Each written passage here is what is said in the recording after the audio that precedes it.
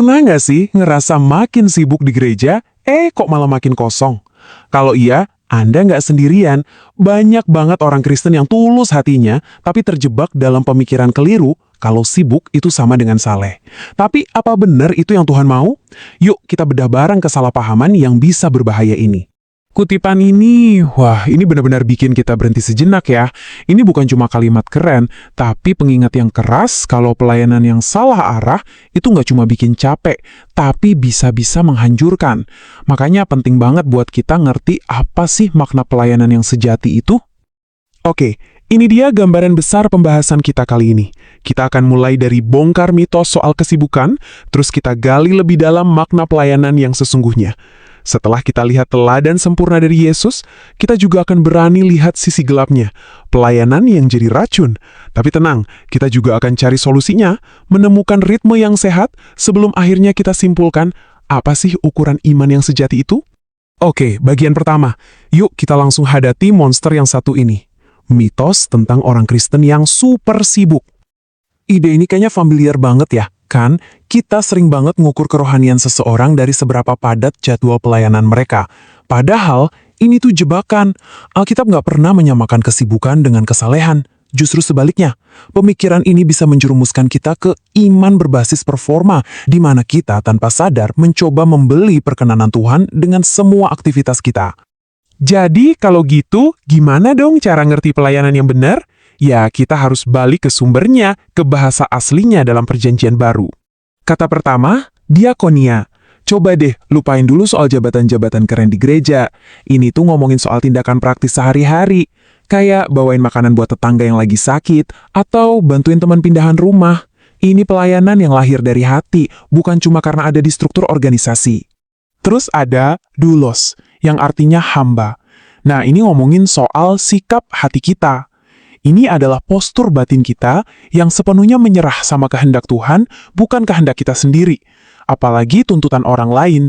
Dan yang ketiga, liturgy. Dari kata ini nih muncul kata liturgi yang kita kenal. Ini merujuk pada pelayanan dalam konteks komunitas, saat kita beribadah bareng, pelayanan yang kita berikan buat Tuhan dan jemaat.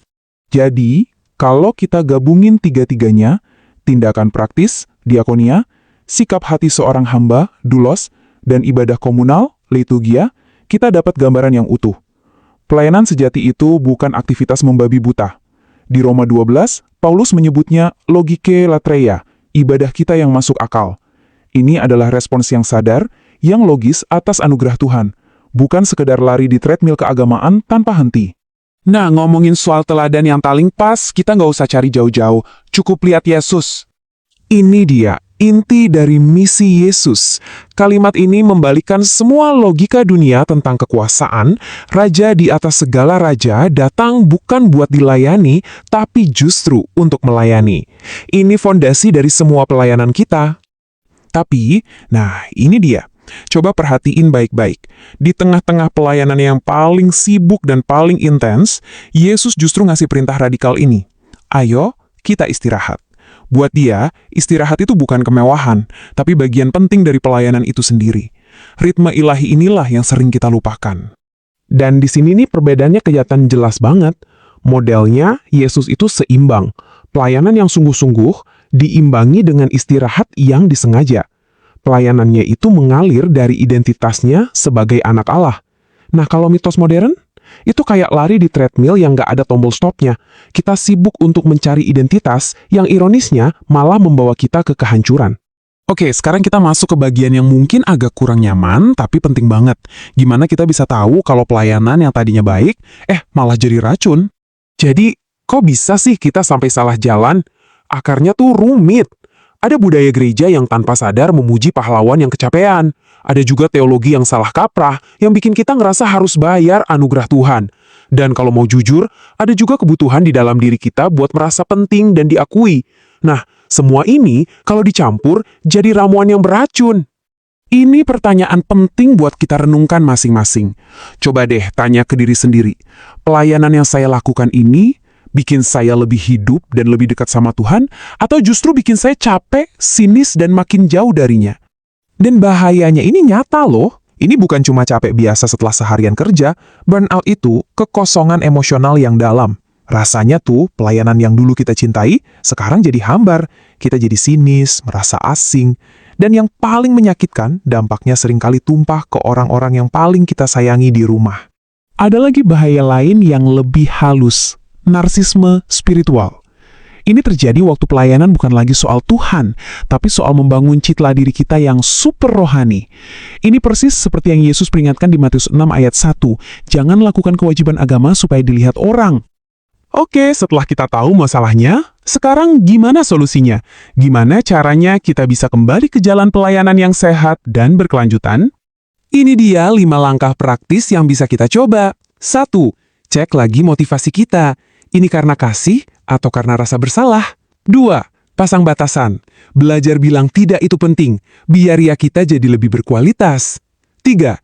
Keluarga nomor 1. Ini ladang pelayanan utama kita. 4. Sengaja jadwalkan istirahat. Anggap aja ini janji temu sama Tuhan yang nggak boleh dibatalin. Dan 5. Jangan ragu cari bantuan. Mengakui butuh bantuan itu tanda kekuatan, bukan kelemahan. Dan kita nggak sendirian mikirin ini. Lihat deh para pemikir hebat ini. Walaupun dari zaman yang beda-beda, Calvin, Bonhoeffer, sampai Nouwen, intinya mereka ngomongin hal yang sama. Pelayanan sejati itu respons dari siapa kita di dalam Kristus, bukan upaya untuk menjadi seseorang. Pelayanan itu buahnya, bukan akarnya. Oke, kita udah sampai di bagian terakhir. Yuk kita tegaskan sekali lagi, apa sih ukuran iman yang sejati itu? Ini dia intinya. Sederhana banget, tapi sering kita lupain. Tuhan gak ngukur iman kita pakai kalender yang penuh. Dia ngukurnya pakai karakter kita. Pertanyaannya bukan seberapa sibuk kamu, tapi seberapa kamu makin mirip Kristus dalam kasih, sukacita, damai sejahtera, kesabaran. Itulah buah roh yang sejati. Sebagai penutup, saya mau ninggalin satu pertanyaan buat kita renungkan bareng-bareng. Di tengah dunia yang gila kerja dan gila sibuk ini, gimana kalau ternyata tindakan iman yang paling radikal dan paling taat yang bisa kita lakukan justru adalah berhenti sejenak, menarik diri, dan istirahat di hadirat Tuhan? Coba pikirkan itu.